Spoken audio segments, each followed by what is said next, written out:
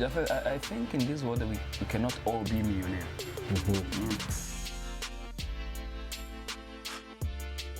Imetengenezwa poa sana. Hills ziko all over. Unajua country Pap. Dude. 89th minute.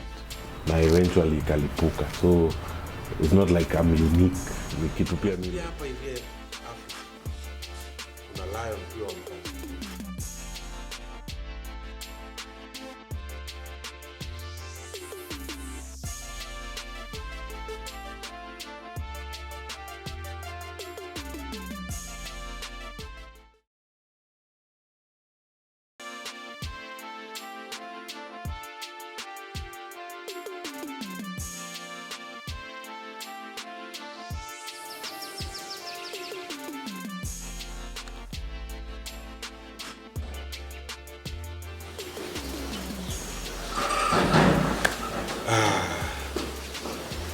Niaje watu wangu.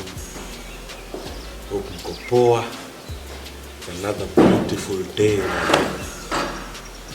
Na leo tunamalizana na hii mandhari ya Rwanda mazee Musanze. Na Musanze leo tutakutoka mazee mtaani. Leo nataka conclude journey na kitu moja nilisikia jana na nisema there was no better way to conclude this journey. Na ni juu ya the race of life.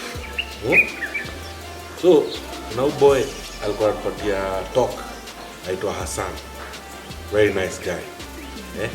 Big up Hassan. Na Hassan alisema kitu yenye alisema lazima ni share cause damn man, ilikuwa too strong sana.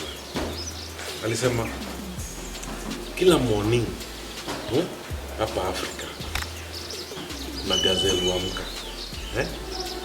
Na gazelle inajiambia leo lazima nikimbie faster than I ran yesterday.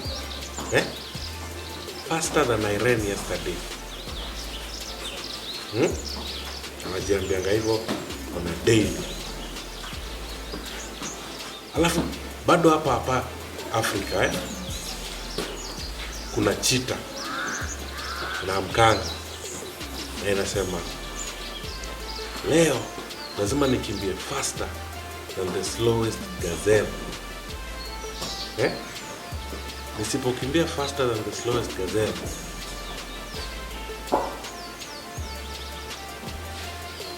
nitadai. Basically story inatuonyesha kwa race of life lazima ukimbie. Juu kila mtu anakimbia.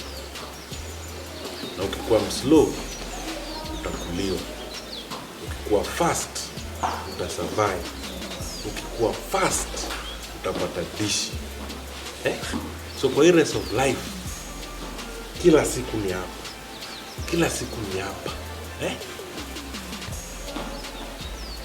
That's the only way utasurvive. So mimi leo nataka ku-encourage mazee. Ukiamka kawe ni gazelle, lazima ukimbie faster than ulikimbia jana, otherwise utadishiwa. Na kawe ni cheetah, lazima ukimbie faster than the slowest gazelle ndio upate dishi. Na hivyo ndo nafunga hii chapter mazee. Nataka kusema tu Murakoze Rwanda. Nimeenjoy sana kuwa hapa na nimeenjoy positivity stories nimetell kutoka huku na zenye nimesikia na nitashare, na hopefully tutarudi huku tena soon. But kwa sasa 254 incoming boy wengi Jafo positivity always.